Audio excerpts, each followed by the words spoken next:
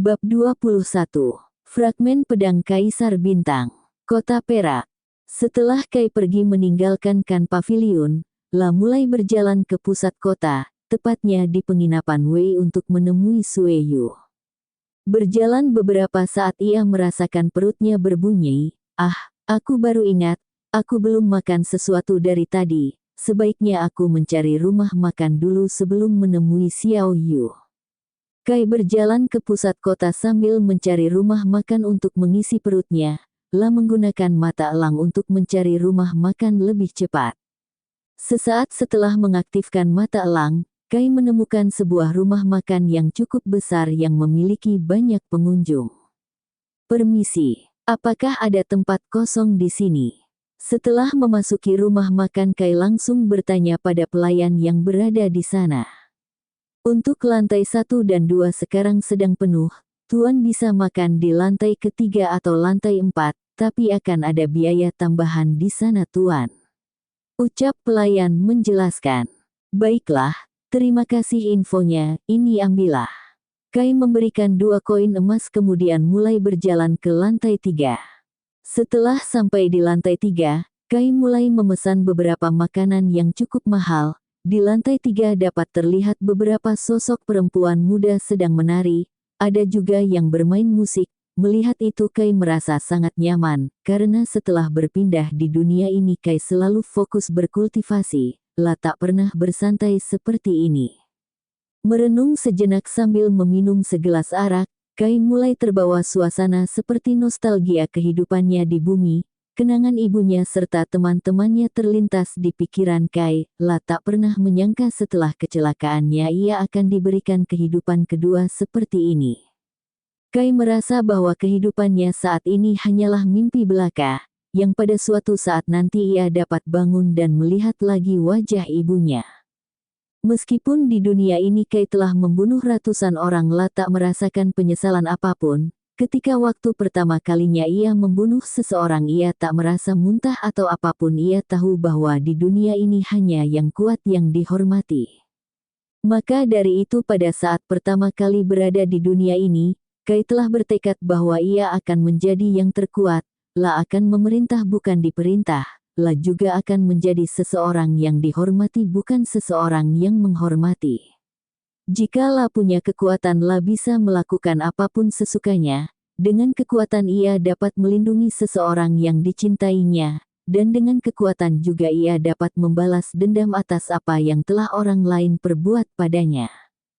Setelah sadar dari lamunannya, Kai mulai menghabiskan makanannya. Setelah membayar biaya makan, Kai mulai kembali segar, seluruh tenaganya seperti telah terisi kembali. Ia melanjutkan perjalanannya ke pusat kota. Setengah jam berlalu akhirnya Kai menemukan penginapan yang dimaksud oleh Xiao Yu. Tanpa basa-basi lagi Kai langsung memasuki penginapan tersebut. Kai mulai mengedarkan kesadaran spiritualnya untuk mengetahui posisi Xiao Yu serta Paman Tian. Tak butuh waktu lama baginya untuk menemukan kedua orang itu. Xiao Yu serta Paman Tian berada di lantai 2 di kamar nomor 44 dan 45. Kai menghampiri pelayan penginapan itu dan memesan kamar di lantai 2 nomor 46. Kai mengeluarkan 100 keping emas untuk menyewa kamar selama 4 hari. Setelah memasuki kamarnya, Kai langsung keluar kamar dan menghampiri kamar dari Xiao Yu. Tok tok tok, terdengar bunyi ketukan pintu di kamar Xiao Yu. Setelah beberapa saat perlahan pintu kamar itu terbuka, dan memperlihatkan seorang wanita keluar dengan rambut kusut seperti sehabis bangun tidur. Oh itu kau Yan Gege, ini masih larut malam, kenapa kau mengetuk pintu kamarku? Kita bisa melanjutkan pembicaraan kita besok pagi kan? Ucap Sueyu dengan nada malas, terlihat ia sesekali menguap. Haha, maaf, apakah aku mengganggumu Xiao Yu? Balas Kai tertawa canggung. Iya, kau menggangguku, sekarang cepat pergilah, aku ingin segera tidur. Jawab Sueyu acuh tak acuh, kemudian kembali menutup pintu kamarnya dan langsung kembali tidur. Mendengar jawaban Sueyu, Kai hanya tertawa kecil, kukira dia orang yang dingin dan tenang, tak kusangka aku akan melihat sikap seperti ini darinya. Sungguh langka. Kai memutuskan untuk berjalan keluar karena ia bosan berada di kamar penginapan. La berjalan ke pasar kota Perak untuk mencari sesuatu yang membuatnya menarik. Di pasar kota Perak, walaupun sudah malam masih terlihat cahaya lampu yang terang berada di sana dengan suasana yang cukup ramai dilihat. Kai memutuskan untuk mengunjungi toko herbal terlebih dahulu. Setelah melihat-lihat herbal di sana, Kai hanya membeli beberapa herbal yang mungkin berguna di lain waktu. Setelah selesai belanja di toko herbal, Kai kembali berjalan menuju toko senjata. Terlihat berbagai senjata dari tingkat senjata biasa hingga senjata bumi. Kai tak melirik berbagai senjata tersebut karena ia memiliki senjata kuno serta ilahi. Di toko sistem juga terdapat jutaan senjata seperti itu. Melihat-lihat sebentar dan tak ada yang membuatnya tertarik, Kai memutuskan untuk keluar dari toko senjata tersebut. Tapi langkah kakinya terhenti ketika La melihat sebuah bongkahan pedang logam tanpa aura serta pedang tersebut sangat rapuh, bahkan hanya dengan satu sentilan jarinya ia dapat meremukkan logam tersebut menjadi potongan kecil. Tapi yang membuat Kai penasaran ialah adanya keterikatan antara pedang tersebut dengan dirinya. Tapi setelah melihat lebih dekat dan lebih teliti, Kai tak menemukan sesuatu yang istimewa dari pedang logam tersebut. Menghela nafas pelan, Kai berjalan pelan meninggalkan toko tersebut. Ketika hampir mencapai pintu keluar, terdengar bunyi sistem di kepalanya. Ding! Sistem mendeteksi adanya fluktuasi senjata dewa di sekitar Tuan, walaupun itu hanyalah sebuah fragmen dari pedang yang asli. Mendengar pemberitahuan dari Yi membuat seluruh tubuh Kai tercengang. Dengan terbata-bata Kai mulai berbicara, apa kau bisa mendeteksi senjata itu, Yi? Memulai analisis. Ding! Fluktuasi tersebut berasal dari pecahan logam di samping Tuan. Apa kau serius, Yi? Bukankah ini hanya potongan pedang logam biasa? Balas Kai tak percaya. Apa Tuan meragukan, Yi? Mana mungkin aku tak mempercayaimu, hehe. Aku hanya sedikit ragu. Dari yang kulihat pedang ini hanya pecahan logam biasa. Jawab Kai dengan berbagai alasan. Baiklah, bagaimana kalau Tuan memegang pecahan pedang tersebut? Dengan itu Yi bisa mengidentifikasinya dengan lebih jelas, ucap Yi memberi saran. Baiklah, kurasa aku tak memiliki pilihan lain. Menghela nafas sebentar, Kai perlahan berjalan menuju pecahan pedang logam tadi. Setelah memegang pecahan tersebut, terdengar bunyi sistem di dalam kepalanya. Memuat analisis. Status. Nama, pedang Kaisar Bintang. Tier, senjata bumi rusak. 1/20 senjata dewa ketika sudah terkumpul 20 fragmen penuh. Kondisi, karena ini hanya sebagian fragmen dari pedang aslinya, maka pedang ini hanya dapat mengeluarkan 5% dari kekuatan aslinya. Sejarah, pedang ini dulunya adalah sebuah pedang legenda milik Kaisar Bintang. Karena versi sistem terlalu rendah tak dapat memberikan informasi secara akurat. Pantas saja aku memiliki keterikatan dengan pedang ini, tak kusangka ini adalah pedang yang dipakai Kaisar Bintang sebelumnya.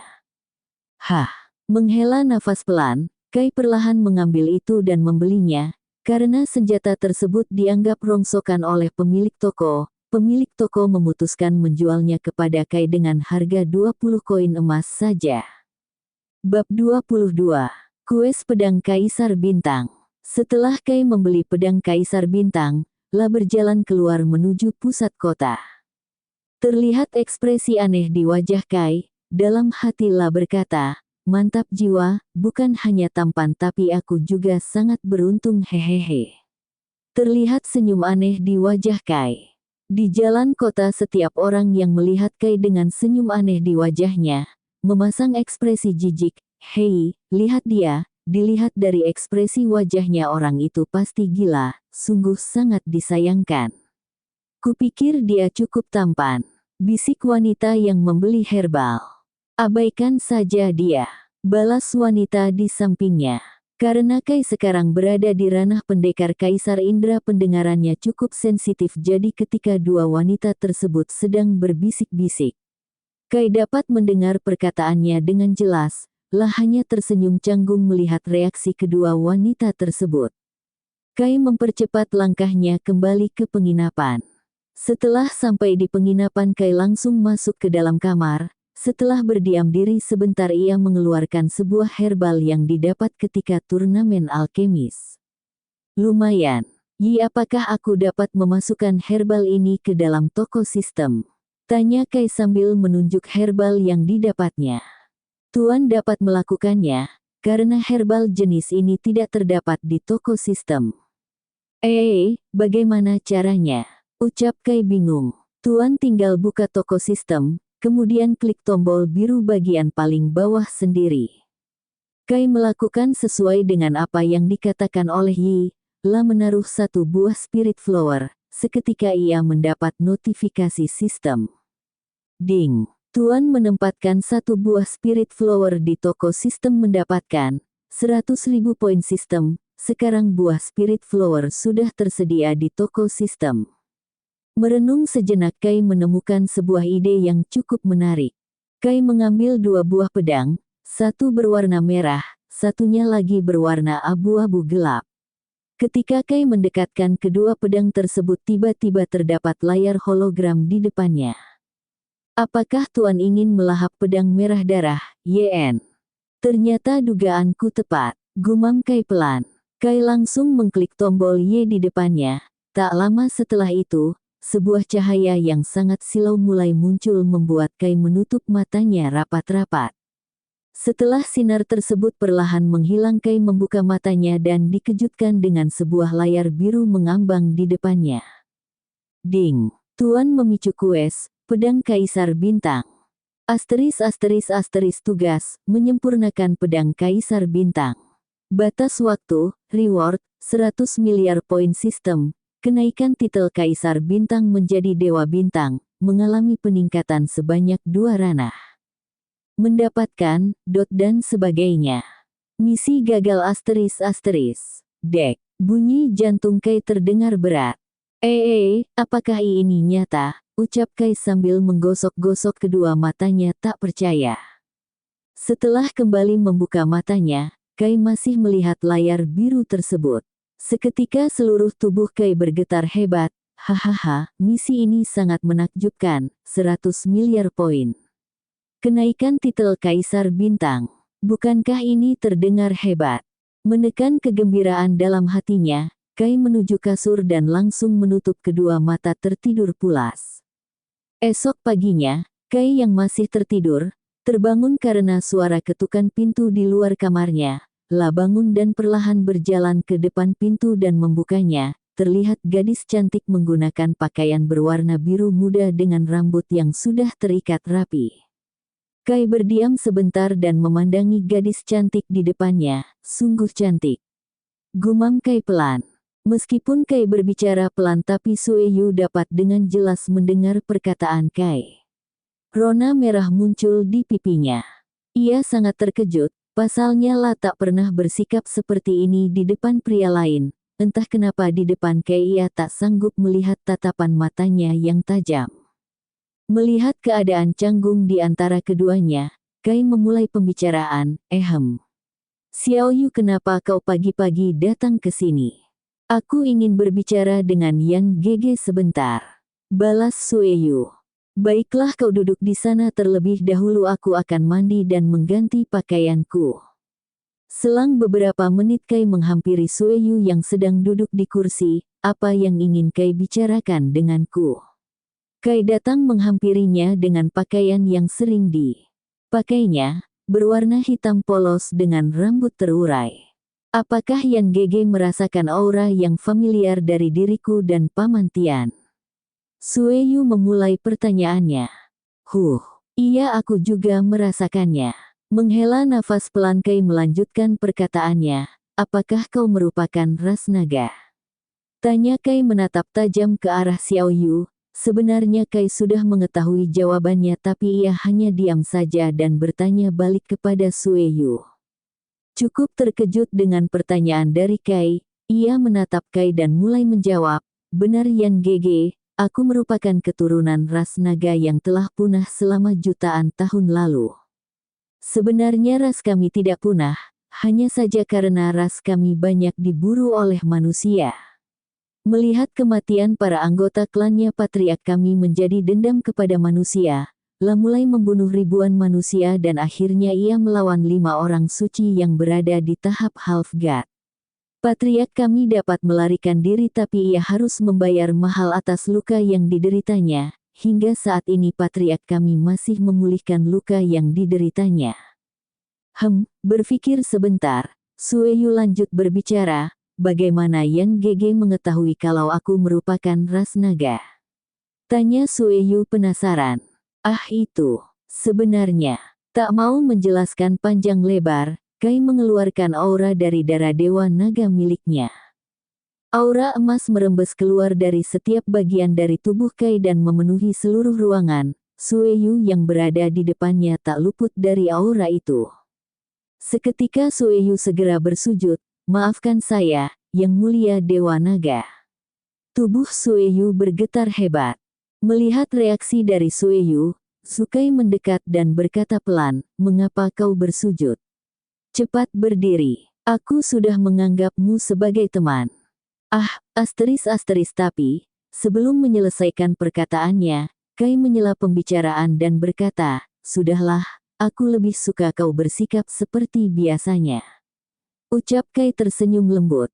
"Bebe baik Yan Gege." Dengan malu-malu, Sueyu menjawab pelan, ada sedikit jejak rona berwarna merah di kedua pipinya. Setelah keheningan beberapa saat Kai mulai bertanya kembali, "Xiao Yu, kenapa kau dan Paman Tian datang ke alam rendah dunia kultivator? Bukankah sumber daya di alam menengah lebih banyak, serta ki yang melimpah di sana?" "Kami di sini atas perintah Patriark." Patriark berkata bahwa ada harta leluhur tersembunyi di sini selama ratusan tahun. Aku serta Paman Tian diberi tugas mencari harta tersebut. Jelas Sueyu. "Apa, kau bisa memberitahuku apa nama dari harta tersebut?" Kalau tak salah Patriark menyebutnya Mutiara Giok Naga." Jawab Sueyu. "Yi, apakah kau tahu benda yang dimaksud oleh Xiao Yu tadi?" "Itu merupakan benda peninggalan leluhur ras naga, benda tersebut berada di tingkatan ilahi kelas tinggi." "Apakah kau tahu di mana senjata tersebut berada sekarang?" "Maaf Tuan, karena versi sistem masih rendah Yi tidak tahu di mana pedang tersebut berada sekarang. Tuan harus mengupgrade sistem ke versi 1.5 agar Yi dapat mengetahui senjata tersebut berada." Kira-kira butuh berapa poin untuk mengupgrade-mu ke versi 1.5?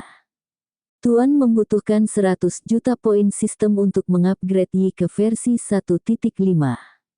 Glek. Kai menelan ludah mendengar penjelasan yang Yi katakan, 100 juta poin. "Bahkan saat ini poinku tak sampai setengahnya."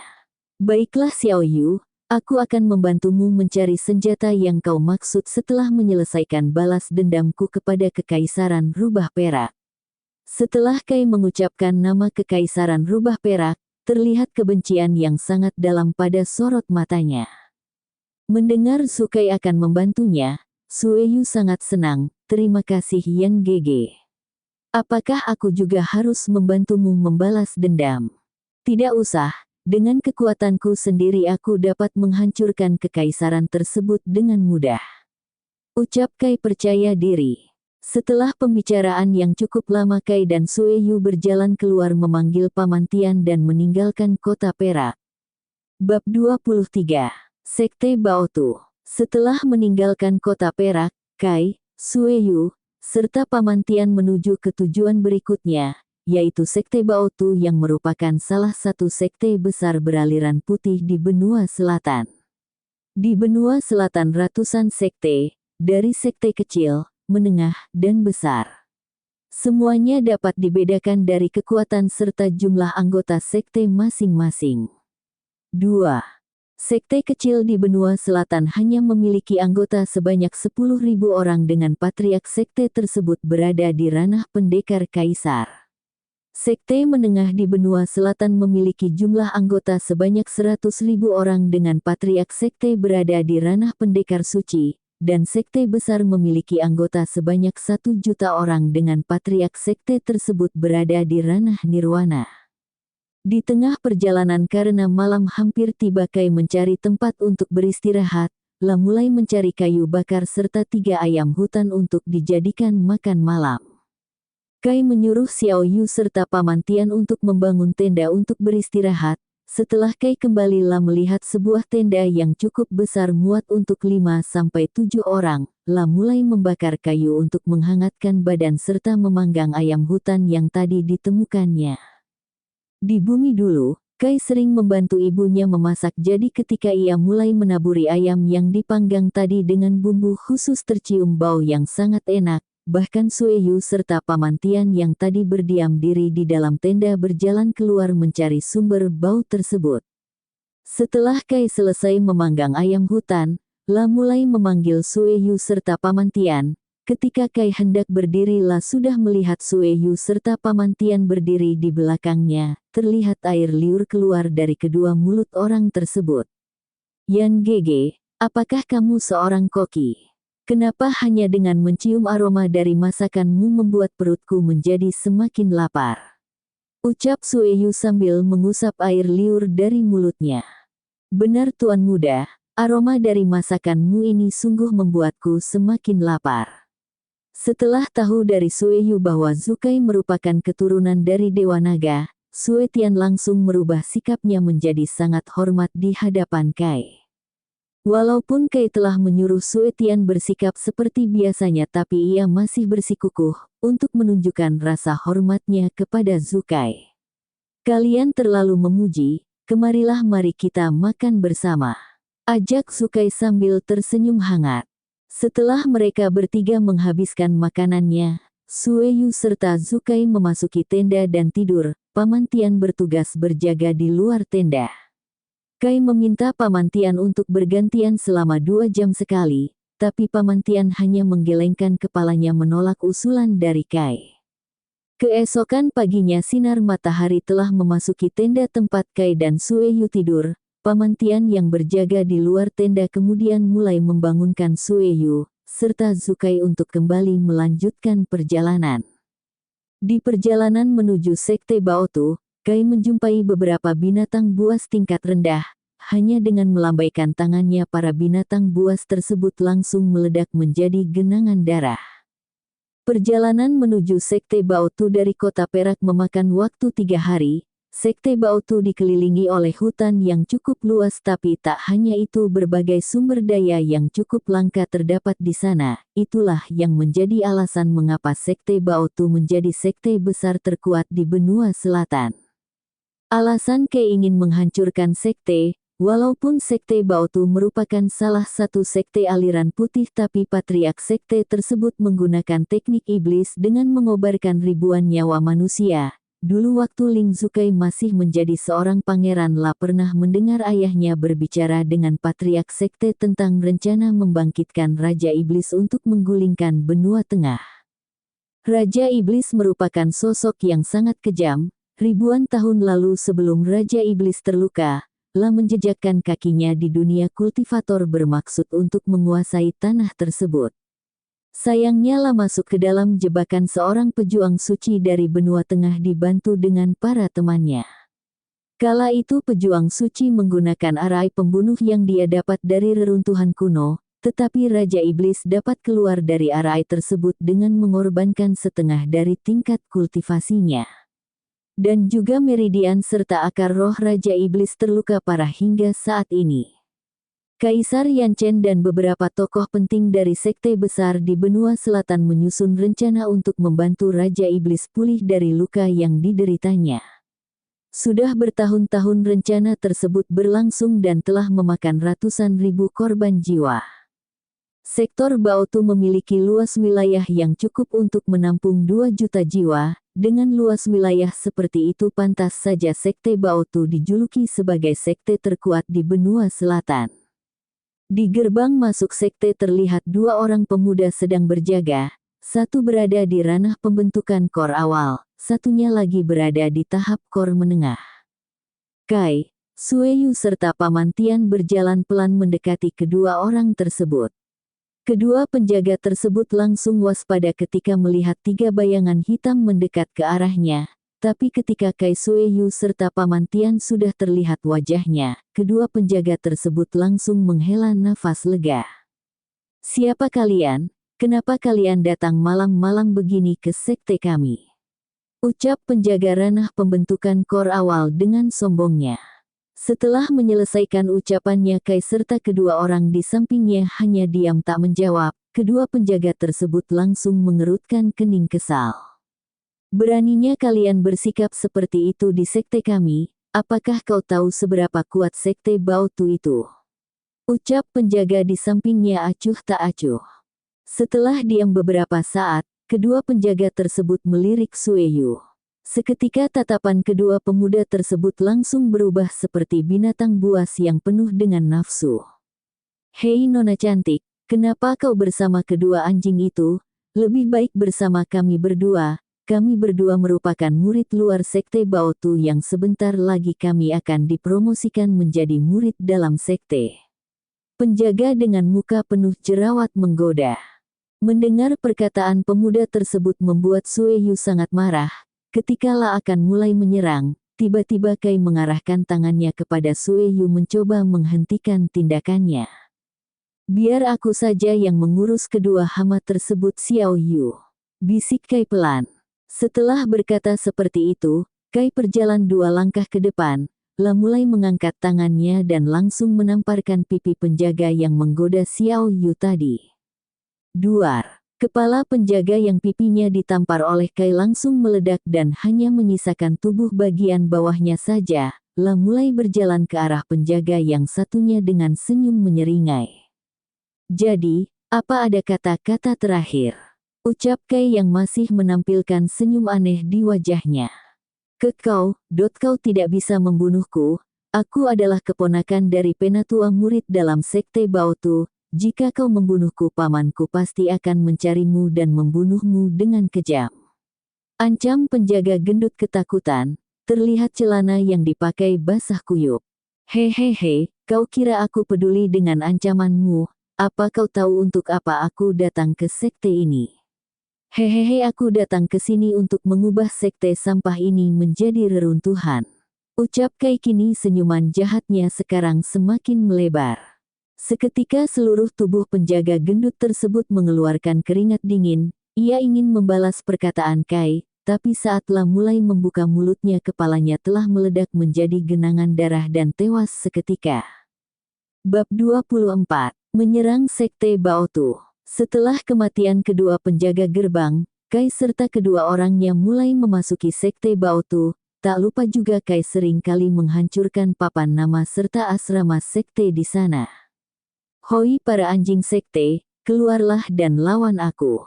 "Cih, sialan, siapa dia? Beraninya di menghina sekte kami. Tunggu saja sampai tetua datang, ku yakin pasti dia akan lari ketakutan," geram murid luar sekte Baotu. "Oh, apakah begitu? Kenapa tidak kau sendiri saja yang menghadapiku di sini?" Mengeluarkan aura Dewa Naga miliknya, Kai memfokuskan pada seluruh murid yang berada di halaman sekte. Bam! Suara ledakan terjadi dengan diikuti oleh hancurnya ribuan tubuh murid sekte yang ada di sana. Saat ini Kai sudah yakin 100% bahwa La dapat menghancurkan sekte Baotu dalam waktu 1 hari. Tanpa berlama-lama, Kai memintai untuk membeli sebuah skill serangan yang dapat digunakan untuk area yang luas. La menghabiskan hampir seluruh poin sistemnya untuk membeli skill tersebut. Teknik Thousand Spirit Sword kuno. Memunculkan 1000 roh pedang yang ketajamannya setara dengan senja kuno. Ketika seseorang telah dikunci oleh teknik ini, maka hanya kematian yang akan dihadapinya, kecuali orang tersebut memiliki basis kultivasi yang lebih tinggi dari pengguna. Tapi teknik ini akan sangat menguras ki yang dimiliki oleh tuan. Tubuh Kai perlahan terbang di udara, kedua matanya terpejam dengan sebuah pedang panjang di lengan kanannya. Awan hitam mulai berkumpul di atas awan, serta dengan suara petir yang menggelar. Muncul sebuah roh pedang yang berjumlah 1000 tepat di belakang tubuh Kai. Pedang roh yang menyala-nyala membawa sensasi menyeramkan setiap kali melihatnya. Tousan Sword Spirit Akeong tanda pagar dolar asteris Akeong. Mulut Kai terus bergerak mengeluarkan kalimat kuno. Butuh waktu hingga 1 jam hingga Kai selesai mengucapkan kalimat kuno dan terdengar lagi suara petir. Tapi kali ini semua petir yang keluar diserap oleh roh pedang yang Kai keluarkan. Duor. 1. Ceter. 1000 pedang roh yang berada di belakang Kai kini telah mengeluarkan aura petir yang sangat ganas. Hancurkan semua ini untukku. Seakan mengerti apa Yabek telah diucapkan Kai, ribuan pedang di belakangnya langsung melesat cepat ke arah para murid dari Sekte Baotu. Entah itu murid luar maupun murid dalam sekte semua langsung tewas tanpa adanya perlawanan. Ada yang kepalanya terputus, ada juga murid yang tubuhnya terbelah menjadi 2, banyak isi perut dari Sekte Baotu berceceran di tanah. Sueyu yang tak kuasa melihat kekejaman itu langsung muntah, sedangkan Paman Tian bergidik ngeri. Walaupun La kejam tapi La juga masih memiliki hati nurani, ia tak berani merenggut ratusan nyawa orang sekaligus. Setelah melihat kekejaman yang telah Kai tampilkan, akhirnya Paman Tian menyadari betapa berbahayanya anak muda di hadapannya, sungguh cocok untuk menjadi keturunan dari Sang Dewa Naga. Gumam Paman Tian dalam hati. Setelah Kai mengeluarkan teknik Tousan Sword Spirit, ia duduk bersila di tanah mulai menyembuhkan cedera akibat dari teknik Tousan Sword Spirit yang tadi ia keluarkan. Teknik ini sungguh luar biasa, tapi sayangnya dengan tubuh serta basis kultivasiku tak cukup untuk mengeluarkan potensi penuh dari teknik ini. Sambil menutup matanya Kai berbicara dalam hati. Ketika La telah selesai memulihkan cederanya, La melihat banyak reruntuhan rumah serta mayat dari Sekte Baotu. La tahu bahwa masih ada orang baik yang menjadi murid di sekte ini, tapi ia mengesampingkan rasa simpatinya itu dan mulai berjalan ke arah Sueyu serta Paman Tian. Memang pantas tuan muda menjadi keturunan dari Dewa Naga, tak ada rasa takut atau rasa bersalah dari tatapan Anda. Melihat Kai menghampiri dirinya Paman Tian mulai memuji. Ini hanya permulaan saja Paman, musuh sebenarnya masih belum terlihat. Tak menanggapi pujian dari Paman Tian, Kai mulai menghampiri Sueyu yang masih muntah dari tadi. Aku minta maaf Xiao Yu, aku akan segera menyelesaikan ini dengan cepat. Ucap Kai dengan nada rendah, terlihat ekspresi bersalah di wajahnya. Tidak apa-apa Yan Gege. Masih dengan perasaan mual, Sueyu berusaha menjawab. Di tengah perbincangannya dan Sueyu, tiba-tiba datang sebuah aura kuat dari dalam sekte mendekat ke arah Kai. Kurang ajar, beraninya kau bocah laknat membunuh ribuan murid dari sekteku. Teriak seorang pria tua dengan janggut putih panjangnya. Aku pastikan akan membunuhmu dengan cara yang paling kejam. Setelah selesai berkata pria tua tersebut langsung melesat dengan cepat ke arah Sukai. Sangat lambat, Kai mulai memasang kuda-kuda. La mengepalkan tangan kanannya dan mulai bersiap untuk memukul pria tua tersebut. Ketika jarak antara Kai dan tetua tersebut hanya sekitar 5 meter, Kai melepas pukulan tangannya ke arah tetua itu. Tinju Kaisar, ledakan penghancur. Sebuah pukulan keras mengarah ke tubuh tetua sekte, bahkan saking cepatnya pukulan tersebut, tetua sekte tidak bisa menghindar dan mulai menahan dengan kedua tangannya. Tak mengetahui bahwa Kai memiliki tubuh naga yang memiliki fisik yang luar biasa, tubuh tetua sekte seketika meledak. Banyak organ dalam miliknya yang berjatuhan di tanah.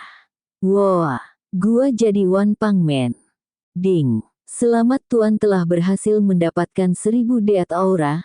Menggunakan 1000 Deat Aura tuan dapat membunuh jiwa lawan yang berada di ranah pendekar raja. Tetapi untuk dapat membunuh jiwa seorang pendekar kaisar dibutuhkan setidaknya 2500 Deat Aura. Kali ini skill, bukankah hanya dengan Deat Auraku, aku dapat membunuh seorang pendekar raja dalam sekejap. Melihat sebuah pesan di depan matanya, hati Kai sedikit bergetar.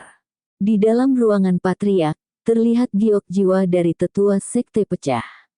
Hal itu membuat menjadi sedikit bingung.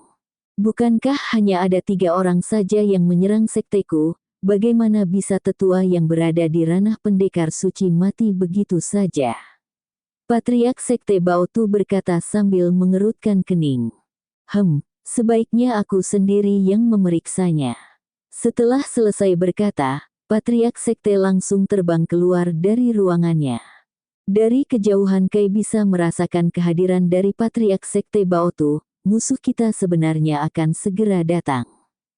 Tak lama setelah Kai mengucapkan kata-katanya, terlihat seorang pria sepuh berusia 60 tahun melesat dengan sangat cepat ke arahnya.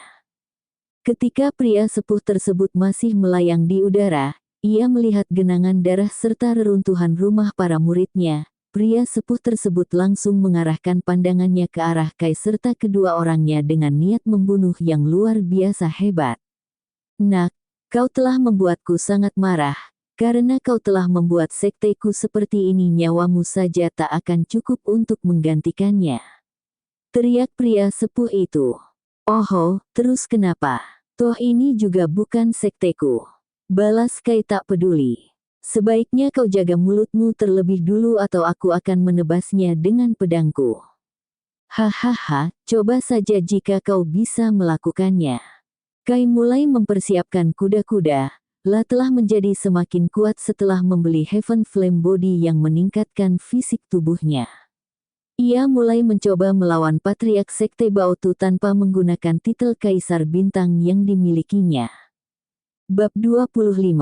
Sukai vs Patriark Sekte Baotu. Majulah kau kakek tua, teriak Kai sambil mengangkat jari tengahnya. Tinju Bao, api hitam. Tangan Patriark Sekte perlahan mengeluarkan api hitam yang sangat panas. Patriark Sekte kemudian melesat dengan cepat menuju ke arah Kai dengan tangan kanannya yang sudah mengepal siap untuk meninju Kai sekuat tenaga. Kai melihat serangan yang cukup kuat datang padanya tetap tenang dan tidak panik sedikit pun, hanya berdiam di tempat tidak bergerak sedikit pun. Melihat anak muda di depannya tetap diam dan tidak menghindar, sebuah tawa tiba-tiba keluar dari mulut Patriark Sekte. Hahaha, apakah kau sudah menyerah nak? Tapi jangan harap aku akan memberimu kematian yang mudah. HBA-nya sepersekian detik kepalan tangan Patriark Sekte telah mengenai tubuh Sukai. Duar, Patriark Sekte terpental cukup jauh ke belakang, ia mengeluarkan seteguk darah dari mulutnya. Kemudian menatap Kai dengan kemarahan, kebencian, dan ketakutan di wajah keriputnya. Ada yang aneh dengan tubuh anak ini, sebaiknya aku lebih hati-hati. Setelah Kai melihat Patriark Sekte terpental cukup jauh, ia juga sama terkejutnya seperti Patriark Sekte. Gang bener nih skillnya, tak sia-sia aku menghabiskan banyak poin sistem untuk membeli teknik ini. Sebelum kepalan tangan Patriark mengenai tubuh Kai terlebih dulu telah mengaktifkan teknik perisai bintang miliknya. Setelah mendapat selesai mengagumi teknik miliknya sendiri, Kai mulai berjalan pelan ke arah Patriark Sekte yang masih tergelak di bawah pohon. Hoi kakek tua, kemana sekarang kesombonganmu? Kau sungguh sangat lemah, bahkan aku belum mengeluarkan 0,5% dari kekuatanku. Ejek Kai sambil membuat ekspresi konyol di wajahnya. Sukai tak ingin berlama-lama berhadapan dengan Patriark Sekte, langsung mengeluarkan pedang Thunderbird di penyimpanannya kemudian mulai melesat dengan cepat ke arah Patriark Sekte Baotu. Merasa nyawanya terancam, Patriark Sekte Baotu mulai mengeluarkan setetes darah dari cincin ruangnya. Kai cukup terkejut melihat setetes darah yang sedang melayang di tangan Patriark Sekte. Yi yang sedari tadi diam di dalam dunia jiwa mulai bersuara memperingati, Tuan cepat hentikan orang itu untuk meminum darah di tangannya atau nanti Tuan akan kesulitan untuk menghadapi orang itu. Kai terkejut mendengar peringatan dari Yi, mulai bergerak dengan kecepatan penuhnya, tapi sayangnya Kai terlambat beberapa detik, Patriark Sekte Baotu telah selesai meminum darah di tangannya. Boom, duar. Suara ledakan terus terjadi, Kai yang kala itu hendak mendekati Patriark Sekte langsung terpental jauh ke belakang. Sueyu serta Paman Tian yang dari tadi mengamati juga cukup terkejut melihat ledakan yang dibuat oleh Patriark Sekte. Setelah kabut asap menghilang, terlihat sebuah makhluk raksasa dengan tinggi sektiar 10 zang, 1 zang minus 3,33 meter. Makhluk raksasa itu memiliki 2 tanduk yang menjulang seperti sapi, serta memiliki 4 tangan. Seluruh kulit monster itu hitam legam dengan lava menyala di dadanya.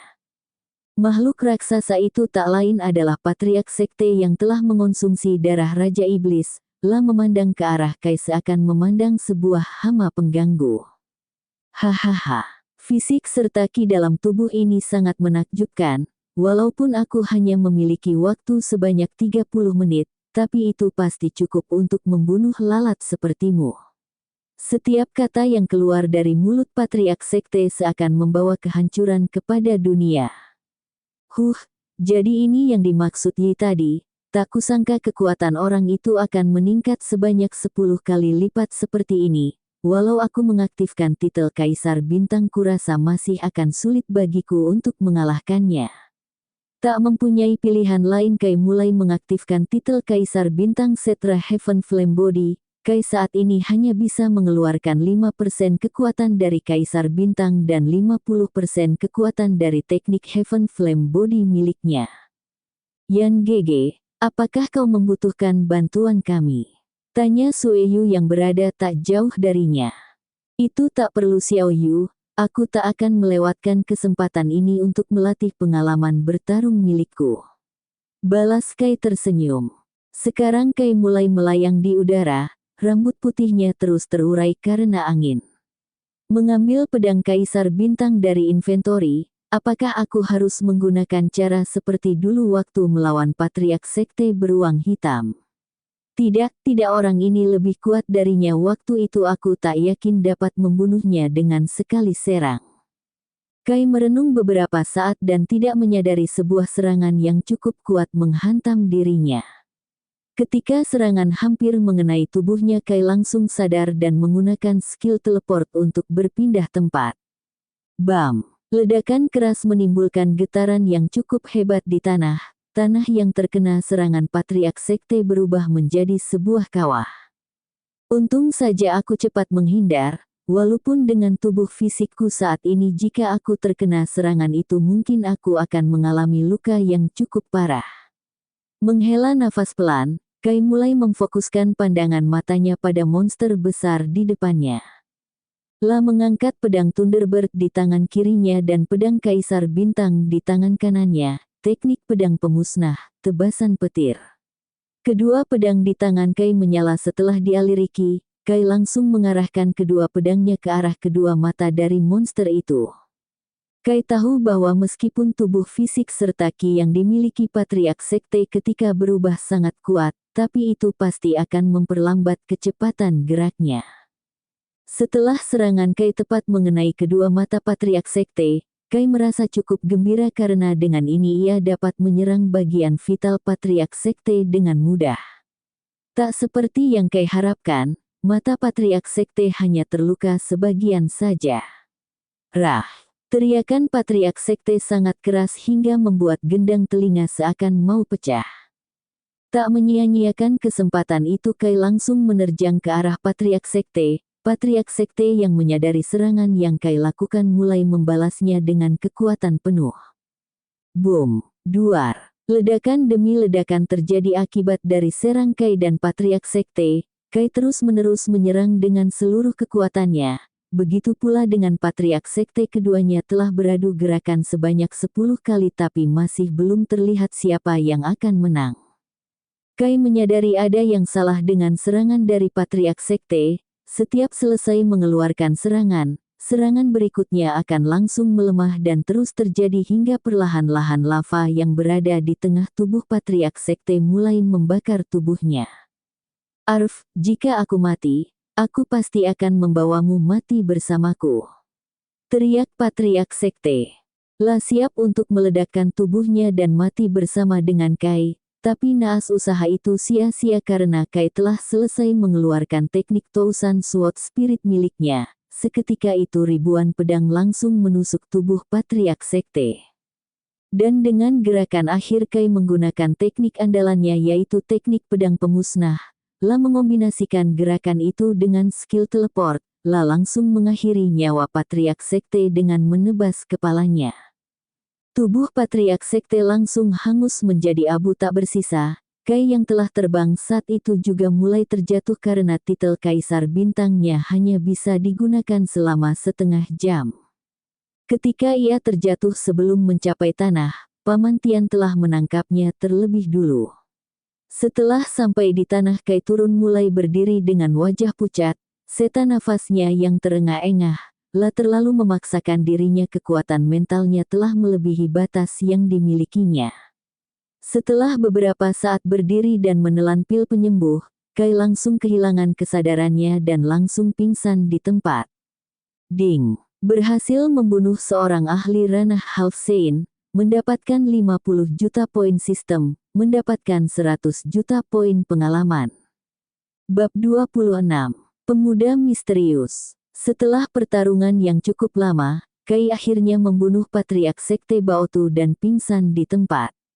Di sebuah tempat yang dipenuhi dengan banyaknya tumbuhan serta hewan-hewan yang hidup rukun di sana, di bawah pohon rindang yang sangat besar terlihat dua orang pemuda, yang satu berumur 17 tahun, satunya lagi berumur 21 tahun.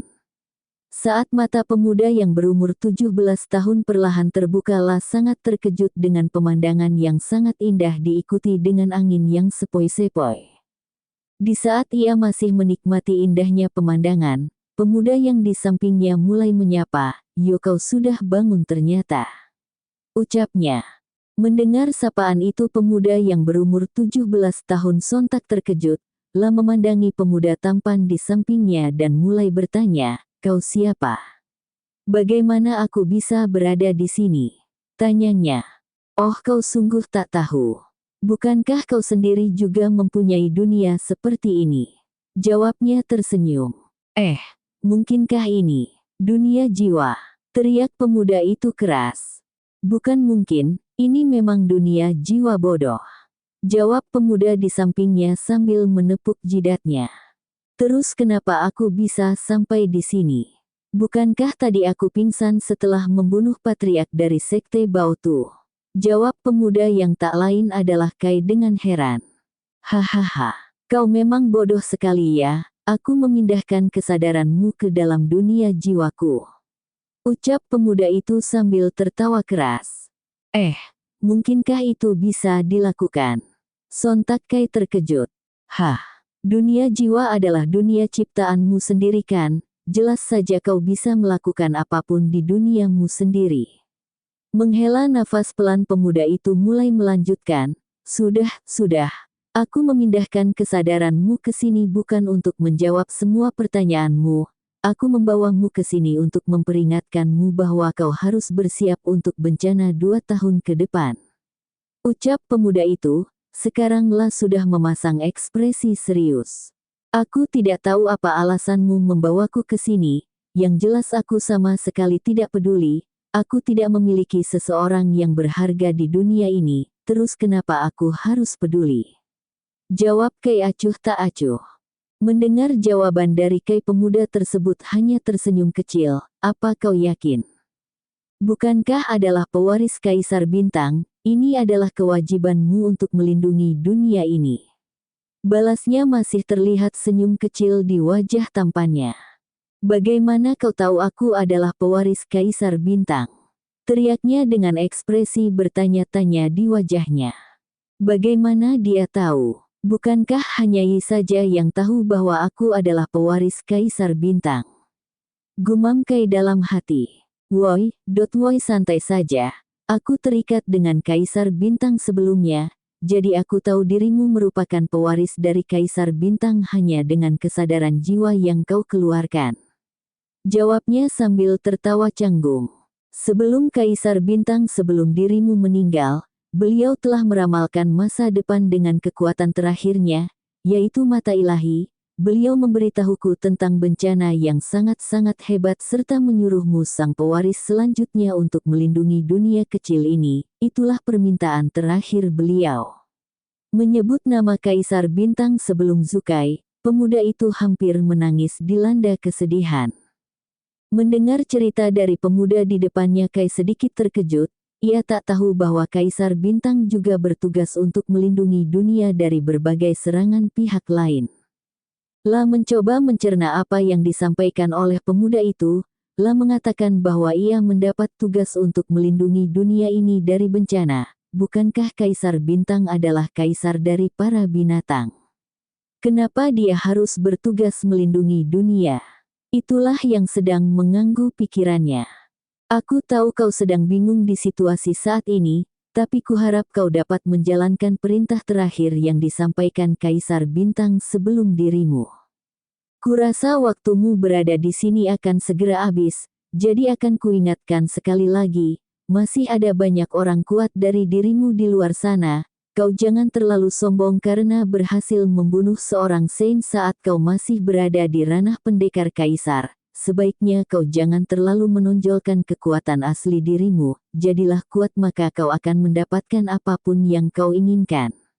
Setelah selesai menyelesaikan perkataannya, perlahan tubuh Kai berubah menjadi cahaya dan mulai menghilang. Saat tubuh Kai telah menghilang sepenuhnya, pemuda tampan itu mulai bersandar di pohon dan berkata, "Kakek, kurasa pewarismu itu sangat kuat, tapi dia sedikit bodoh kurasa hehe." Sambil tertawa pemuda itu masih terus bergumam. Kembali ke MC. Kai pingsan setelah meminum pil penyembuh. La digendong oleh Paman Tian di punggungnya. La dan Sue Yu berjalan mencari penginapan di kota terdekat. Tapi sebelum itu La dan Sue Yu telah mengambil semua sumber daya dari Sekte Baotu. Setelah itu mereka menghancurkan Sekte Baotu menjadi reruntuhan. Walaupun banyak murid sekte tersebut telah melarikan diri tapi hampir 75% murid Sekte Baotu telah terbunuh oleh Kai. Dalam perjalanan Sue Yu yang penasaran mulai bertanya kepada pamannya, "Paman, bukankah Yan Gege hanya berada di ranah pendekar kaisar? Kenapa La bisa membunuh patriark sekte itu yang awalnya berada di tingkat nirwana tapi setelah mengalami peningkatan menjadi tingkat Saint? Aku juga melihat perubahan pada diri Yan Gege tapi itu masih belum cukup untuk membunuhnya. Aku juga tidak tahu Nona, tuan muda ini sangat aneh. Apakah kau ingat saat kejadian di Paviliun Roda Emas? Aku sudah mengeluarkan tekananku pada tingkat Dao tapi ia waktu itu masih baik-baik saja atau bisa dibilang ia tak terkena sedikit pun dampak dari tekanan dariku." Setelah mengingat kejadian di Paviliun Roda Emas tubuh Paman Tian bergidik ngeri. Ahlia juga, Yan Gege sangat misterius keterampilan yang ia gunakan tadi sungguh tidak masuk akal. Aku mengira bahwa itu keterampilan kuno kelas atas. Menghela nafas sebentar Sue Yu lanjut bertanya, "Paman, kira-kira kapan Yan Gege akan bangun dari pingsannya?" Mengingat kejadian di mana La bertarung dengan menghabiskan seluruh kekuatan mental serta fisik tubuhnya, La mungkin akan bangun 2-3 hari kemudian. Jawabnya santai. Sue Yu hanya menganggukkan kepalanya tanda paham. Setelah perjalanan yang cukup lama kedua orang itu melihat sebuah desa yang cukup besar. Di pintu masuk desa ada sebuah kayu besar bertuliskan Desa Chang. Setelah itu mereka memasuki desa tersebut dan mulai mencari penginapan untuk beristirahat. Mereka berdua langsung menemukan penginapan karena bangunan itu cukup mencolok. Mereka berdua memasuki penginapan itu dan menyewa 3 kamar. Setelah menaruh Kai di dalam kamarnya Paman Tian serta Sue Yu juga memasuki kamar masing-masing. Tengah malam di penginapan sebuah cahaya yang cukup terang bersinar di dalam kamar Kai tapi tak ada seorang pun yang menyadarinya. Perlahan-lahan cahaya itu memasuki tubuh Kai dan seketika itu pula Kai perlahan membuka matanya.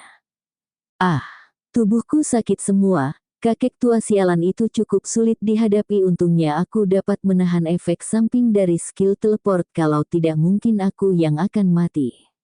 Ucapnya. Dalam keheningan yang cukup lama itu Kai mulai bergumam pelan, melindungi dunia ya.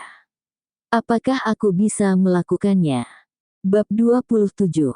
Mutasi binatang. Keesokan paginya di penginapan, Kai sedari tadi telah memulihkan tubuhnya mulai berkultivasi, La sadar bahwa kekuatannya saat ini masih sangat lemah. La juga mulai bersiap untuk menghadapi bencana 2 tahun mendatang. La menggunakan teknik pelahap bintang hanya dalam waktu 3 hari ia telah menerobos ke ranah pendekar Kaisar Tier 8.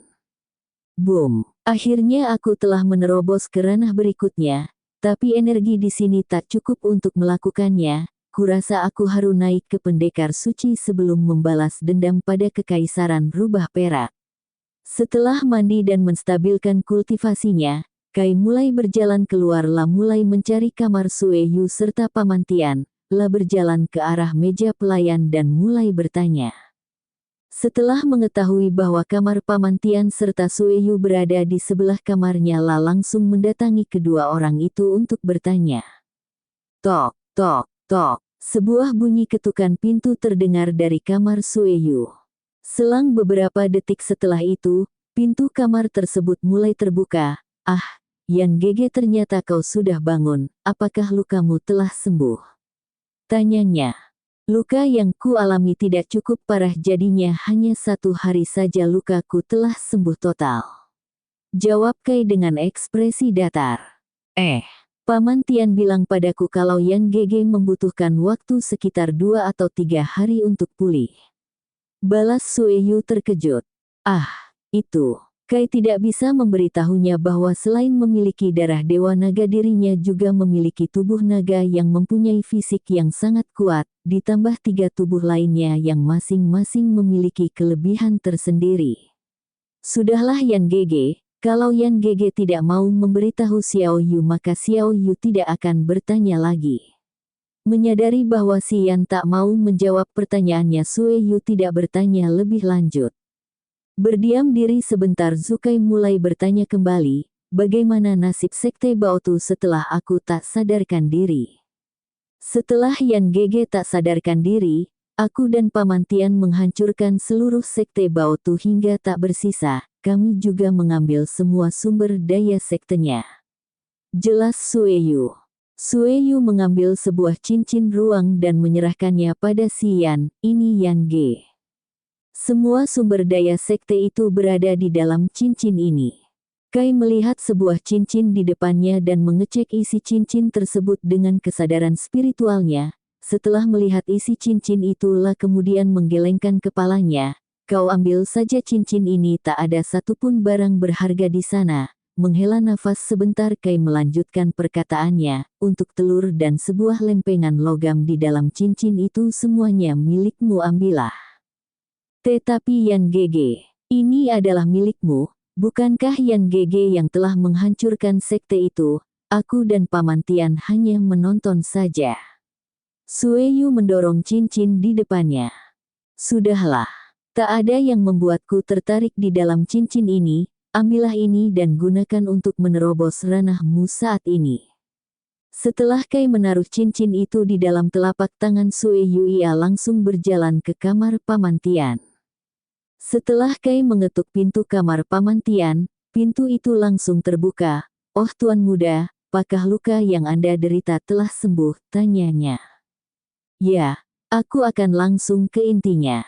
Aku akan pergi ke hutan kematian selama 1 bulan. Aku ingin kau dan Xiao Yu menginap di sini dan menungguku kembali. Ucapnya. Untuk apa Tuan Muda pergi ke hutan itu? Bukankah tempat itu sangat berbahaya? Bahkan seorang Saint saja masih sangat sering terbunuh di sana. Aku ingin berkultivasi di sana, melihat pertarunganku dengan Patriark Sekte. Kurasa untuk membalas dendam pada kekaisaran aku harus tumbuh lebih kuat lagi. Jelas Kai. Setelah memberi Pamantian koin emas untuk biaya tinggal selama sebulan, Kai langsung pergi ke hutan kematian menggunakan skill teleport. Hanya beberapa detik kemudian Kai telah sampai di dalam hutan kematian. La mulai mencari tempat untuk beristirahat terlebih dahulu agar setelah malam nanti La tak repot-repot pergi mencarinya. Selang 1 jam, Kai menemukan sebuah gua yang cukup besar. Setelah memeriksa ke dalam gua, Kai merasa bahwa gua itu cukup aman untuk ditinggali dan mulai menandai titik gua itu di dalam peta sistem. Setelah itu Kai mulai mencari beberapa herbal untuk dijadikan pil serta binatang buas untuk mencari poin pengalaman serta poin sistem karena poin sistem yang Kai miliki kini hampir habis. Setelah menjelajahi hutan kematian selama 3 hari lamanya, Kai telah membunuh ratusan ribu binatang roh dan puluhan ribu binatang iblis. Kini La telah duduk untuk memulihkan energinya akibat pertarungan yang tiada hentinya. Sesaat Kai menurunkan kewaspadaannya, sesosok gorila dengan tubuh besar datang menghampiri dirinya. Gorila itu memiliki tinggi sekitar 5 meter dengan seluruh tubuhnya berwarna perak, dengan tekanan aura yang keluar dari tubuhnya sangat hebat. Setelah Kai mulai merasakan keberadaannya, La langsung mengerutkan kening dan mulai berlari dengan langkah angin. Sayangnya itu saja belum cukup untuk menghentikannya meskipun tubuh gorila itu sangat besar tapi gerakannya sangat lincah. Hanya butuh waktu beberapa menit gorila itu berhasil menutup jarak antara dia dengan Kai. Hahaha. Hei manusia, apakah kau terkejut melihatku dapat menutup jarak denganmu? Tawa gorila itu seperti sambaran petir di kepala Kai. Pada umumnya binatang buas tidak dapat berbicara, hanya ketika binatang itu telah berevolusi menjadi binatang legenda atau binatang iblis kelas atas, La dapat berbicara seperti manusia dan bahkan mungkin dapat merubah bentuk tubuhnya menjadi manusia. Kai dengan gelisah mulai menggunakan skill teleport miliknya untuk melarikan diri. Seberkas cahaya terlihat dari tubuh Kai. Hanya dalam sepersekian detik tubuh Kai telah lenyap serta hawa keberadaannya juga telah menghilang. Di 100 km jauhnya dari hutan kematian bagian dalam, terlihat sebuah cahaya perak cukup menyilaukan di samping sungai hutan. Setelah beberapa detik cahaya itu menghilang dan memperlihatkan tubuh Kai dengan pakaiannya yang basah akibat keringat saat berlari dari gorila tadi. Skill ini sungguh menguras habis energi mentalku, tapi berkat skill ini juga aku dapat melarikan diri dari gorila tadi. Kata Kai dengan nafas terengah-engah. Yi, bisakah kau keluar dari dunia jiwa? Aku ingin bertanya sesuatu padamu, ucapnya. Sesaat setelah itu muncul sebuah gadis kecil yang imut di depan Kai. Terlihat di mulut gadis ada sebuah lollipop yang tinggal setengah saja. Sudah kubilang Yi, jangan terlalu sering makan permen, nanti semua gigimu berlubang. Ucap Kai menasehati Yi sambil mencubit telinganya. Itu sakit Tuan Hicks. Jawab Yi dengan ekspresi memelas. Trik itu sudah tidak berguna lagi padaku. Hai, sudah, aku memanggilmu ke sini untuk bertanya sesuatu. Diam sebentar. Kai mulai bertanya, kenapa gorila yang tadi mengejarku bisa berbicara layaknya manusia? Tanya Kai dengan ekspresi serius. Yi yang dari tadi sedang menggosok telinganya mulai menjawab, apakah Tuan tahu apa yang dimaksud mutasi binatang? Sekarang giliran Yi yang memasang ekspresi serius di wajahnya. Bab 28. Mengintip gadis. Apa tadi yang kau maksud memutasi binatang? Aku belum pernah mendengar itu sama sekali. Jawab Kai bingung. Jelas saja Tuan tidak tahu, Tuan baru beberapa bulan di dunia ini, biar Yi jelaskan. Mutasi binatang adalah suatu kejadian di mana binatang buas berevolusi dan mendapatkan kesadaran layaknya manusia. Dia bahkan dapat menggunakan seni bela diri manusia. Untuk proses di mana binatang buas mengalami mutasi binatang, seharusnya umur mereka mencapai 10.000 tahun. Jelas Yi. Jadi maksudmu, gorila yang tadi telah melawanku itu telah hidup selama 10.000 tahun? Belum tentu Tuan. Meskipun binatang buas telah memiliki umur 10.000 tahun belum tentu lah dapat bermutasi. Untuk mengalami mutasi binatang itu harus memenuhi beberapa persyaratan serta mengalami kesengsaraan ilahi. Tambahnya. Kai menganggukkan kepalanya tanda paham. Setelah merenung beberapa saat lagi La juga mulai bertanya, Yi apakah kau tahu apa fungsi dari batu hitam ini? Ketika aku selesai membunuh binatang buas itu secara tidak sadar ada sesuatu berwarna hitam keluar dari mayatnya. Tanya Kai sambil mengeluarkan sebuah bongkahan batu berwarna hitam dari inventorinya. Oh, ini adalah batu jiwa Tuan. Dengan ini Tuan dapat meningkatkan basis kultivasi atau kekuatan jiwa Tuan, tapi Tuan harus hati-hati, bisa saja Tuan kehilangan kendali dan mulai memasuki kondisi mengamuk ketika menyerap batu ini. Ucap Yi memperingatkan. Hoam, Yi sudah mengantuk Tuan, kalau sudah selesai bertanya Yi akan kembali ke dalam dunia jiwa. Kata Yi sambil menguap. Usai sudah pertanyaan di benak Kai kinilah mulai berhati-hati agar tidak menemui binatang buas yang telah bermutasi. Dari jawaban yang Yi katakan walaupun binatang buas yang telah berevolusi tidak sekuat binatang buas pada tingkat yang sama, tapi ia harus tetap berhati-hati agar tidak kehilangan nyawanya. Setelah itu Kai mulai melepas bajunya dan mulai mandi di dalam sungai. Segarnya kurasa aku sudah tidak mandi setelah sampai di hutan ini. Lelah juga ternyata setelah berburu binatang buas selama 3 hari ini. Gumamnya. Kai yang sedang asik mandi mulai mengambil sebuah bongkahan batu jiwa dari inventorinya. Secara perlahan-lahan mulai menyerap esensi jiwa serta ki di dalam batu jiwa tersebut.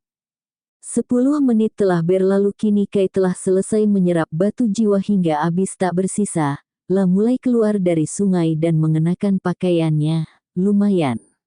Energi dari batu jiwa itu meskipun kecil, tapi kekuatan jiwa yang terkandung di sana lumayan banyak. Aku masih punya puluhan ribu batu seperti itu, kurasa tak semua binatang buas memilikinya. Setelah selesai mengenakan pakaiannya tak sengaja menemukan sebuah baju wanita yang terhanyut di dalam sungai. Bukankah ini baju wanita? Kenapa di hutan yang penuh dengan bahaya seperti ini terdapat baju wanita yang terhanyut di dalam sungai? Ucapnya bertanya-tanya. Kai mulai menelusuri alur sungai tempat datangnya baju tersebut. Setelah beberapa menit menyusuri sungai menemukan sebuah obrolan 2 orang wanita. Kaklin, apakah kamu sudah menemukan barang yang diminta guru? Tanya seorang gadis dengan rambut pirang di sebelahnya. Sudah 1 minggu aku mencarinya tapi aku tak dapat menemukan barang yang diminta guru. Jawab gadis berambut kuning dengan kecewa. Kai yang mendengar pembicaraan kedua gadis itu hanya berdiam diri, menaruh baju wanita yang hanyut tadi di atas batu dan kemudian mulai pergi menjauh. Sayangnya menginjak sebuah ranting kayu hingga membuat suara yang cukup keras. Krak. Mendengar suara kayu yang terinjak tadi kedua gadis itu langsung terkejut. Siapa itu? Beraninya kau mengintipku, jika kau tidak keluar aku pasti akan membunuhmu. Teriak gadis berambut kuning marah. Tak ada jawaban atau pergerakan di sana, kedua gadis itu mulai memakai bajunya. Setelah sadar bahwa salah satu baju dari kedua wanita itu menghilang, rasa amarahnya tambah memanas. Adik Yun, apakah kau tahu di mana pakaianku? Tanya gadis berambut kuning. Apa jangan-jangan orang tadi yang telah mengambil baju muka? Jawab gadis berambut pirang terkejut. Apa? Jika dia benar-benar telah mencuri bajuku aku akan membunuhnya walaupun harus mencarinya sampai ke ujung dunia. Teriak gadis berambut kuning marah. Wajahnya berubah merah karena amarahnya. Ia meninju batu besar di sana sampai hancur. Setelah batu itu hancur, terlihat seorang pemuda berumur 17 tahun yang tak lain adalah Kai sedang tengkurap di sana. Setelah menyadari batu tempatnya bersembunyi langsung menoleh ke arah kedua gadis yang belum memakai busana apapun di depannya. Dua gadis cantik, terima kasih atas pemandangan gratisnya. Setelah selesai mengucapkan itu Kai menggunakan skill teleport untuk berpindah tempat ke arah gua tempat di mana ia akan beristirahat. Mendengar perkataan dari pemuda itu membuat kedua gadis di sana menjadi sangat marah. Siapa pemuda sialan itu, Arg? Jangan sampai aku bertemu denganmu lagi kalau tidak. Luapan emosi mengelilingi gadis itu diikuti nafsu membunuh yang pekat. Sudahlah Kaklin. Dia telah melarikan diri, aku telah melacaknya dengan artefak milik guru, Tapi aku masih belum mengetahui keberadaannya. Aku yakin orang itu pasti memiliki harta yang sangat kuat di sisinya. Ucap gadis berambut pirang menenangkan. Sebenarnya ia juga sangat marah. Pasalnya belum ada satu orang pun laki-laki yang pernah melihat tubuhnya. Jadi ketika Kai melihat tubuhnya yang lah menjadi sangat marah, tapi ia tak bisa berbuat apa-apa. Menghela nafas panjang, gadis yang dipanggil Kakak Lin mulai mengambil pakaian cadangan dari cincin ruangnya. Kembali ke MC. Setelah Kai melarikan diri, lah mulai menarik nafas panjang-panjang karena efek samping dari skill teleportasi miliknya. Setelah selesai mengatur nafasnya, Kai mulai memasang ekspresi aneh di wajahnya.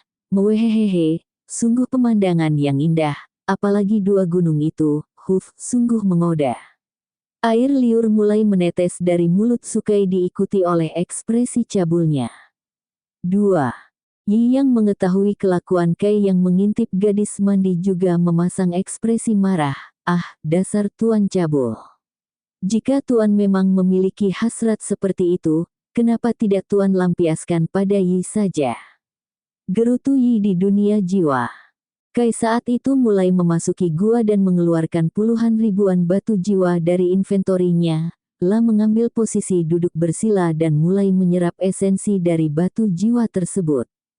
Kekaisaran Rubah Perak. Kabar hancurnya Sekte Baotu telah tersebar luas di seluruh benua selatan. Seluruh sekte dari sekte kecil, menengah, dan sekte besar semuanya berkumpul di aula istana atas perintah Kaisar Yanchen.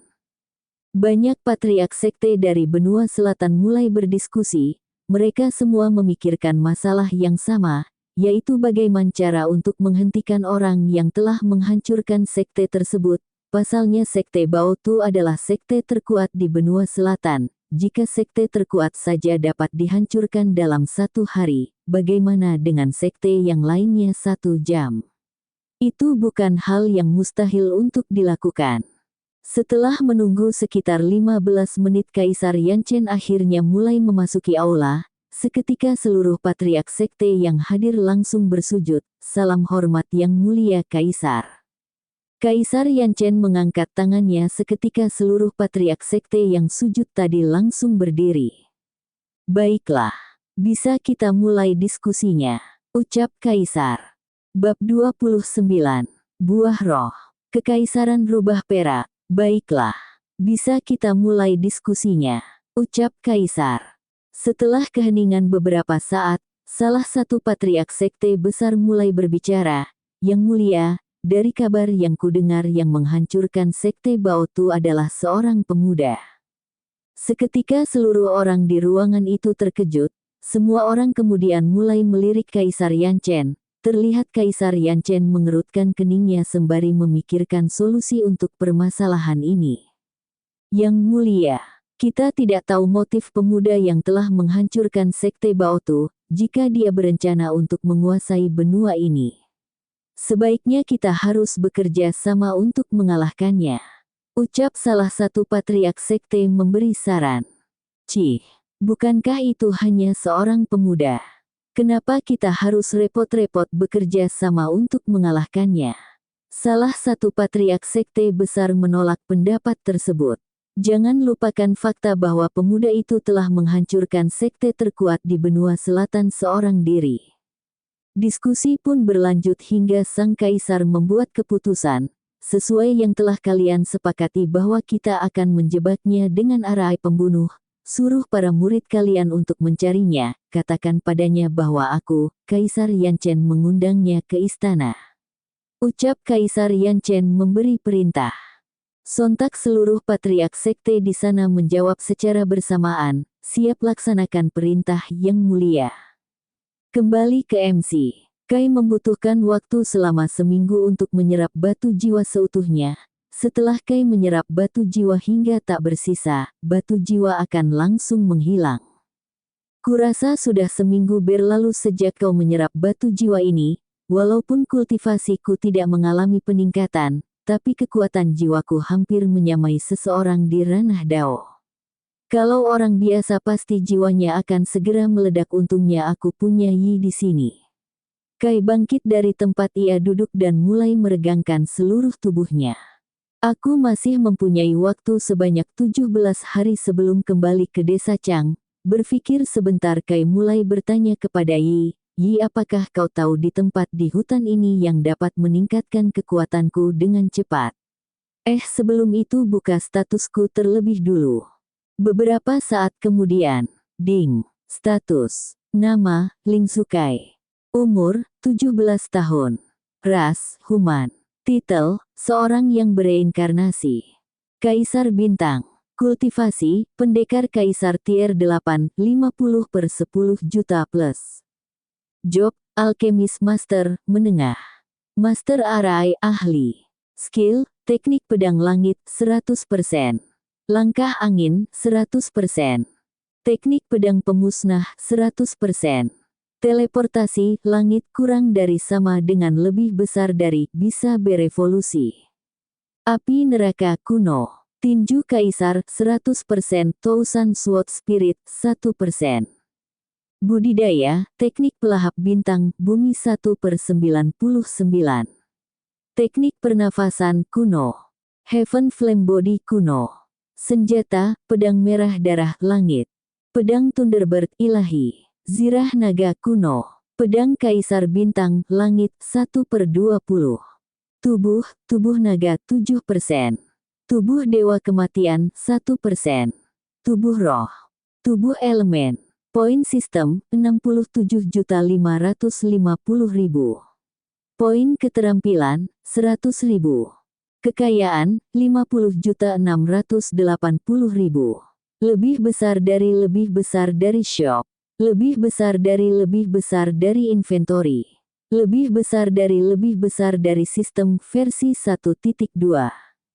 Tempat yang Tuan tuju tidak terdapat di hutan bagian luar maupun bagian dalam, tapi di hutan kematian bagian terdalam terdapat sebuah buah roh yang tumbuh hanya 1000 tahun sekali. Tapi Yi harap Tuan berhati-hati, karena tempat tersebut dijaga oleh 2 ekor binatang iblis kelas atas berumur puluhan ribu tahun. Apa kau bercanda? Melawan 1 ekor saja aku tidak dapat menang, jangankan 2. Ucapnya kesal. Yi mempunyai sebuah cara Tuan. Di toko sistem ada sebuah artefak sekali pakai yang dapat Tuan gunakan untuk menyembunyikan aura serta hawa kehadiran Tuan, bahkan binatang legenda saja tak bisa merasakannya. Kai yang awalnya putus asa kini terlihat kembali bersemangat. Benarkah? Yahoo, kau memang yang terbaik Yi, sekarang aku makin mencintaimu saja, hahaha. Kata Kai bercanda. Kai tidak tahu bahwa perkataannya barusan membuat Yi tersipu malu.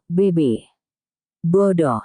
Kai mulai membuka toko sistem dan mulai mencari artefak yang Yi maksudkan. Kai terus menggeser layar hologram di depannya ke bawah. Setelah 10 menit akhirnya ia menemukan artefak yang dimaksud. Artefak tersebut berbentuk seperti cincin dengan corak bunga di tengah-tengahnya. Kai membeli artefak tersebut dengan membayar 5.000 poin sistem. Wah, bukankah artefak ini terlalu murah? Sayangnya cuma bisa kupakai selama 1 kali saja, tapi ini cukup bagus juga. Ucap Kai sambil memasang cincin itu ke jari tengahnya. Seketika seluruh tubuh Kai mulai menghilang, dan muncul sebuah layar hologram di depan matanya. Tuan telah memakai cincin tembus pandang. Sisa waktu yang Tuan miliki adalah pukul 11.59 menit. Ternyata cincin ini memiliki batas waktu, aku harus bergegas sebelum waktu cincin ini berakhir. Kai mulai mengaktifkan langkah anginnya dan mulai bergerak dengan sangat cepat. Kai dapat melewati hutan luar dengan mudah, sekarang masih terus berlari ke bagian hutan inti. 3 jam berlalu akhirnya Kai telah sampai di tempat yang Yi maksudkan tadi. Kai melihat 2 ekor burung elang, dengan besar sekitar 7 meter, burung yang di sebelah kanan memiliki bulu berwarna putih, sedangkan yang di sebelah kiri memiliki bulu berwarna hitam. Terlihat sebuah pohon besar menjulang ke atas dengan sebuah buah yang sangat besar cukup untuk membuat 3 orang dewasa kenyang hanya dengan memakannya. tapi anehnya di pohon itu hanya terdapat satu buah saja dan juga buah tersebut memiliki sinar berwarna orange. Kai mulai mendekat tapi ia juga waspada, ketika ia ketahuan ia telah siap. Menggunakan skill teleport miliknya, Kai memang sengaja tidak menggunakan skill teleportnya untuk datang ke tempat ini. Skill teleport milik Kai memiliki cooldown yang cukup lama yaitu sekitar 5 jam. Ia tak mau mengambil resiko tentang itu. Ketika jarak antara Kai dan burung elang itu hanya terpisah beberapa meter saja, Kai mulai mengeluarkan keringat dingin di punggungnya. Semoga saja tidak kelihatan. Kai terus mengucapkan kata itu ratusan kali, dan pada akhirnya ketika Kai berada tepat di hadapan burung elang itu, Kai tidak merasakan adanya bahaya dan mulai bernafas lega. Kai melanjutkan berjalan dan mulai memanjat pohon itu dengan berhati-hati, karena buah roh tergantung di puncak pohon. Kai memerlukan waktu yang cukup lama. Setelah sampai di depan buah itu Kai tidak langsung mengambilnya lah mengamati buah itu sebentar, tidak merasakan tanda bahaya Kai dengan cepat mengambil buah itu dan langsung menggunakan skill teleport untuk berpindah tempat. Kejadian itu sangat cepat sehingga kedua burung yang menjaga buah itu tak dapat merasakannya. Pohon yang buahnya telah Kai ambil kini mulai membusuk dan dalam waktu beberapa menit saja pohon itu telah layu tanpa esensi kehidupan sedikitpun. Kedua burung elang itu langsung menyadari kejanggalan itu, menjadi sangat marah, RGGH. Bagaimana bisa buah di pohon ini menghilang? Bukankah kita berdua telah berjaga dan tidak menemukan adanya makhluk hidup dalam jangkauan 100 km dari sini? Teriak elang berbulu hitam amarahnya sudah tak terbendung lagi. Kak, bagaimana ini? Tuan akan marah jika tahu buah yang ia tanam telah dicuri oleh seseorang. Sekarang raut muka elang berbulu putih terlihat gelisah. Bagaimanapun kita harus menemukan orang yang mencurinya, Tabo. Perintahkan seluruh binatang buas di hutan ini untuk mencari orang itu, kau yakin pasti seorang manusia yang telah mencurinya. Karena hutan ini dekat dengan perkampungan manusia, perintahnya. Baik Kak, di hutan bagian laur Kai yang telah melarikan diri langsung duduk di bawah pohon yang rindang dengan angin yabek sepoi-sepoi membuat Kai merasa bernostalgia. Kai mulai mencari sungai untuk membersihkan tubuhnya. Ketika Kai menemukan sebuah sungai sebuah ingatan yang sangat mantap memasuki pikirannya, mewehehe. Jika saja aku dapat melihat pemandangan yang indah seperti kemarin. Gumamnya tersenyum lebar. Kai melepas bajunya dan mulai terjun ke sungai, biur. Sambil membersihkan badannya Kai juga mulai berenang. Setelah Kai membersihkan seluruh badannya Kai kembali memakai pakaiannya. La merasa bahwa rambut panjangnya sekarang sangat mengganggu, La memutuskan untuk memotong rambutnya sendiri.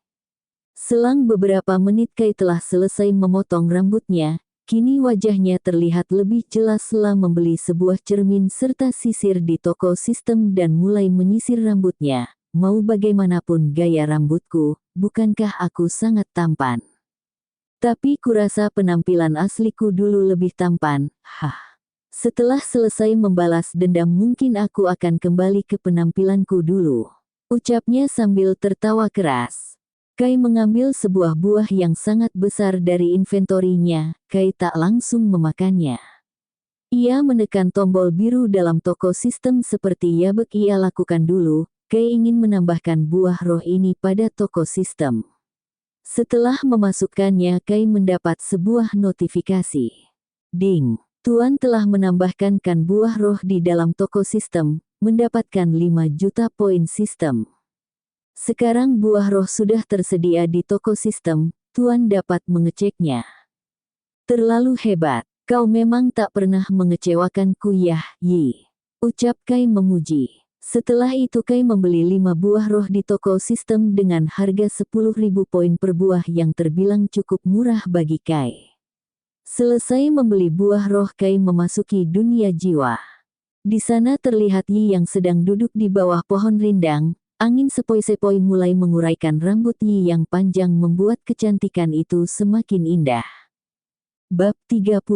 Pendekar Suci. Kai memandang cabul kepada seorang gadis kecil yang murni. Saat ini gadis kecil itu sedang menutup mata menikmati angin sepoi-sepoi di sekitarnya. Kai menelan seteguk ludah setelah lama memperhatikan fitur wajah Yi. Walaupun usia Yi masih terbilang masih kecil tetapi kecantikannya bagaikan dewi. Jadi bagaimana kalau dia telah tumbuh dewasa? Maka di dunia ini tidak akan ada yang berhasil menandingi kecantikannya. Setelah waktu yang cukup lama Kai mendekat ke arah Yi, tetapi Yi sudah berbalik dan menatapnya. "Oh Tuan di sini, apakah Tuan ingin menyerap buah roh itu?" ucap Yi sambil menunjuk buah roh yang berada di inventori Kai. "Iya, aku merasa jika aku menyerap buah roh ini di luar mungkin akan ada bahaya yang mengancam." Setelah mengobrol cukup lama, Kai mulai mencari tempat duduk yang cocok untuknya menyerap buah roh. Kai menemukan sebuah pohon beringin yang sangat besar. Di bawah pohon itu terdapat rerumputan serta hembusan angin yang membuatnya menjadi tempat yang nyaman. "Kurasa tempat ini cocok untukku menyerap buah roh."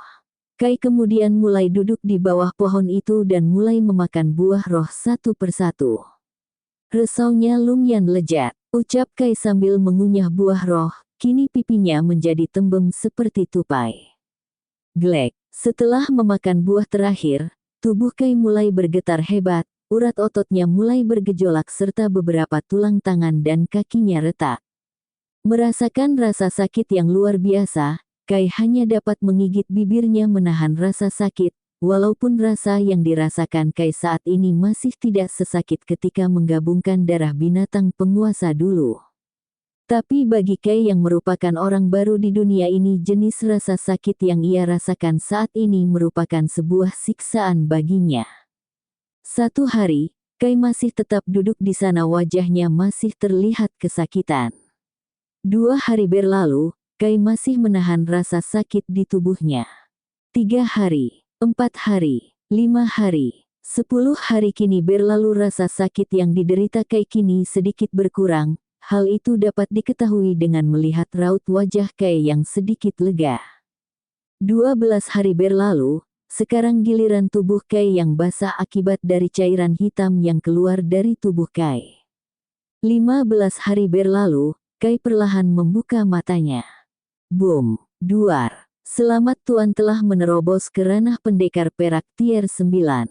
Selamat Tuan telah menerobos ke ranah pendekar suci tier suci, mendapatkan 1 buah kotak perak besar, mendapatkan 1 juta poin sistem.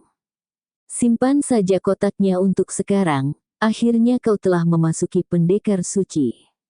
Kekuatan ini sungguh berbeda ketika aku masih berasa di pendekar kaisar. Kaisar laknat itu, tunggu saja pembalasan dendamku," ucap Kai dengan mata berapi-api.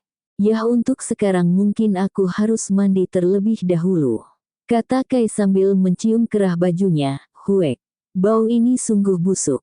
Kai mencari danau di dunia jiwanya, langsung terjun ke dalam danau setelah melepas semua pakaiannya. "Aku ingin begini. Aku ingin begitu, lalala, lalala." Setelah membersihkan tubuhnya, kini penampilan Kai kembali seperti dulu lagi, matanya yang tajam, hidung mancung, serta rambut hitamnya kembali memanjang lagi. Kai mencari sebuah batu untuk dijadikannya sebagai sasaran berlatih, menemukan sebuah batu raksasa yang dapat ia gunakan sebagai sasaran. Kai kemudian mulai memasang kuda-kuda, mengepalkan tangannya dan mulai bergerak ke arah batu tersebut. Tinju kaisar, ledakan penghancur. Hembusan angin yang sangat kencang mulai mengarah ke batu tersebut.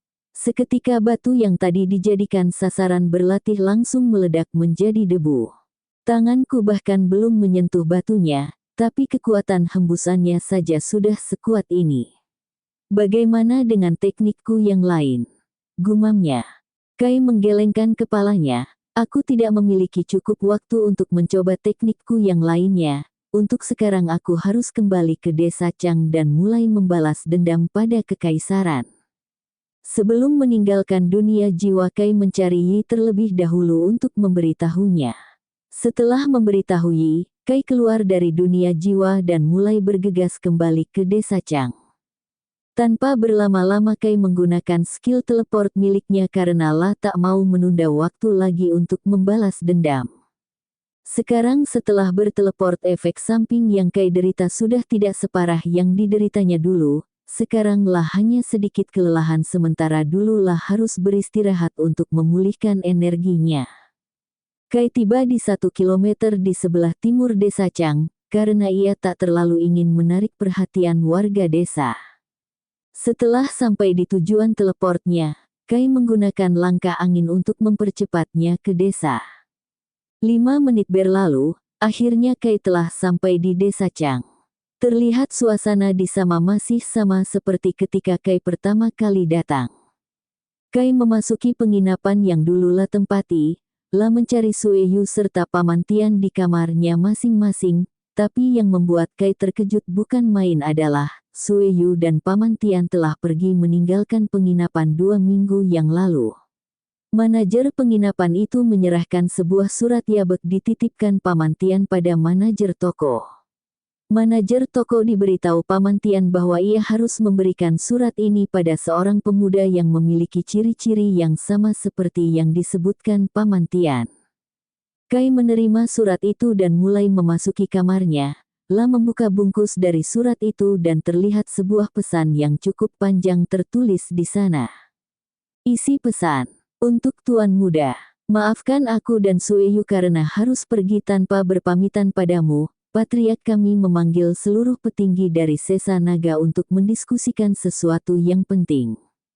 Karena itulah kami memutuskan untuk pergi tanpa memberitahumu terlebih dulu. Jika Tuan Muda telah menyelesaikan rencana balas dendam, Tuan Muda bisa datang ke desa kami. Aku selalu menyambutnya di sana. Desa kami berada di alam menengah. Tepatnya di lembah surgawi. Aku dan Sueyu meninggalkan sebuah harta yang mungkin dapat membantu Tuan Muda menjadi lebih kuat lagi. Itu saja pesan yang ingin aku sampaikan. Hormat saya, Sue Tian. Ya. Mungkin ini lebih baik, aku juga sudah terbiasa berpetualang sendirian ketika sampai di dunia ini. Walaupun waktu yang kulalui dengan Xiao Yu dan Paman Tian terbilang cukup singkat. Tapi aku dapat merasakan kehangatan dari mereka berdua. Terima kasih telah menjadi teman pertamaku di dunia ini. Ucap Kai sambil tersenyum hangat. Kai mulai mengemasi barang-barangnya dan memasukkan semuanya ke dalam inventori miliknya. Tak lupa juga hadiah yang Sueyu serta Paman Tian siapkan. Kai menuruni tangga dan berjalan ke meja pelayan, La menyerahkan 10 koin emas untuk biaya menginap. Setelah keluar dari penginapan, Kai mencari sebuah rumah makan untuk mengisi perutnya. La belum makan sama sekali selama 15 hari. Ia memesan banyak sekali makanan di sana dan menghabiskan semuanya hanya dalam waktu 2 menit. Tak lupa Kai juga memesan sebuah arak untuk diminumnya. La membayar 50 koin emas untuk semua yang telah La pesan. Setelah itu Kai memutuskan untuk mencari sebuah karavan karena La ingin menikmati perjalanannya ke kekaisaran. Karena selama ini Kai hanya melakukan perjalanan dengan skill teleportnya ataupun berjalan kaki. Membayar 1000 koin emas untuk menyewa sebuah karavan yang cukup mewah. Kai duduk di dalam karavan itu dan mulai tertidur. Bersambung.